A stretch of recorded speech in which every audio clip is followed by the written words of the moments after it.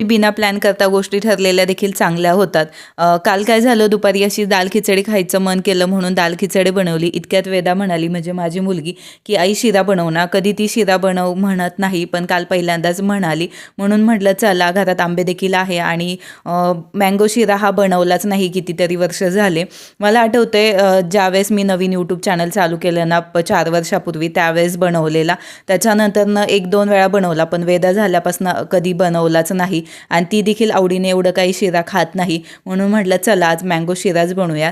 तुपात छान रवा भाजून घेतला आणि त्यामध्ये ड्रायफ्रूट्स देखील भाजून घेतले. त्यानंतरनं गरम पाणी टाकून रवा शिजवून घेतला आणि त्याच्यानंतरनं यामध्ये मँगो पल्प टाकायचा, आवडीनुसार साखर टाकायची, पुन्हा एक वाफ देऊन घ्यायची आणि नंतरनं काय करायचं, यामध्ये पुन्हा 1-2 चमचे साजूक तूप टाकायचं आणि नंतरनं वेलची पूड.